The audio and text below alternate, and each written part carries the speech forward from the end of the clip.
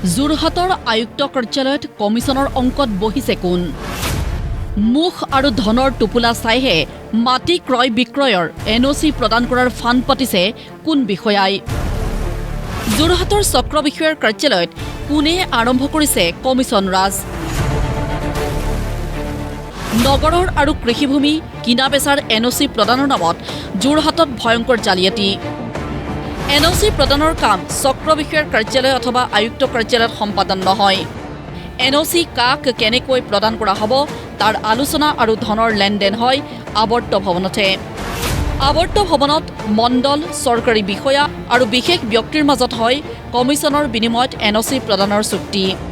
এই বিস্ফোৰক অভিযোগক লৈ তোলপাৰ যোৰহাট। তিনিটা দশকত দেখিছোঁ যে ইয়াতে ভালদৰে আমি কাম কৰা দেখা নাই।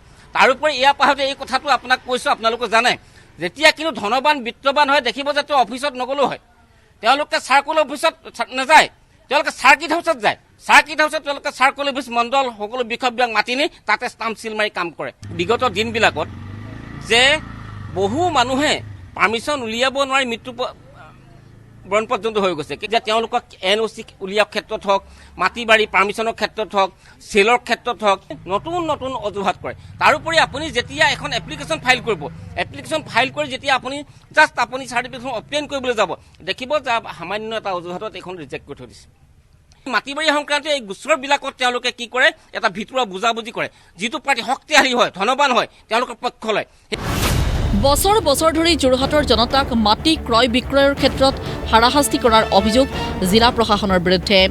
2019 চনৰ পৰা যোৰহাটত বন্ধ হৈ আছে কৃষিভূমি কিনা বেচাৰ NOC প্ৰদানৰ প্ৰক্ৰিয়া। NOC প্ৰদান নকৰাৰ বাবে যোৰহাটৰ স্থানীয় লোকে প্ৰয়োজনত কিনিবও পৰা নাই বা বিক্ৰেতাই বিক্ৰীও কৰিব পৰা নাই কৃষিভূমি। কিন্তু তাৰ মাজতেই পোহৰলৈ আহিছে যোৰহাট প্ৰশাসনৰ দুমুখীয়া কমিছন ৰাজৰ ছবি। যিটো সময়ত সাধাৰণ লোকক NOC প্ৰদান নকৰি হাৰাশাস্তি কৰি আহিছে, তেনে সময়ত প্ৰদীপ বৰুৱা নামৰ এজন ব্যক্তিক এদিনৰ ভিতৰতেই প্ৰশাসনে প্ৰদান কৰিলে NOC। এই বৰ্ষৰ 28 মে'ত চেঙেলী গাঁৱৰ প্ৰদীপ বৰুৱা নামৰ এজন ব্যক্তিয়ে 2 কঠা 8 লেচা ভূমি বিক্ৰীৰ বাবে আপত্তিবিহীন প্ৰমাণপত্ৰ বিচাৰি আবেদন কৰিছিল। লক্ষণীয়ভাৱে দীৰ্ঘদিন ধৰি NOC প্ৰদান নকৰা জিলা প্ৰশাসনে এদিনতেই প্ৰদীপ বৰুৱাক প্ৰদান কৰিলে NOC। ইয়াকে লৈ যোৰহাট উকিল সন্থাৰ সভাপতি হেমেন বৰাৰ অভিযোগ, সৰু মানুহৰ কাম নকৰা একাংশ বিষয়াই কমিছনৰ অংকত কাম কৰি দিয়ে ডাঙৰ মানুহৰ। যোৰহাট নগৰৰ ভূমি অথবা কৃষিভূমি বিক্ৰীৰ ক্ষেত্ৰত সাধাৰণ লোকক টেটুচেপা দি ধনৱন্ত লোকক বৰপেৰা পাৰি দিয়াৰ কাৰণ কি? যে কৃষিভূমি বোলে কৃষকেহে কিনিব পাৰে, এই কথা আমি ভাল পাইছোঁ। কিন্তু কৃষিভূমি বনিয়া গৈছে কিনি আছে। এতিয়া কৃষক বুলি কওঁতে বোলে কোন কৃষক কেনেকৈ জানিব? যে তেতিয়াহ'লে তেওঁলোকে কৈছে যে তেওঁলোকে এগ্ৰিকালচাৰ বৰ্ডৰ পৰা চাৰ্টিফিকেট লাগিব, তেওঁলোকে কৃষক হয়।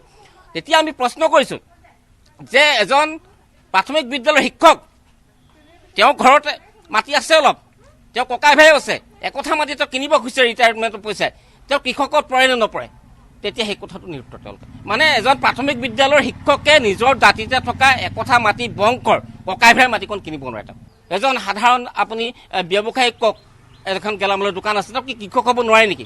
অথচ কিন্তু দেখিছোঁ যে কৃষিভূমিবিলাক কিন্তু তেওঁলোকে ক্লাছ চেঞ্জ কৰিছে।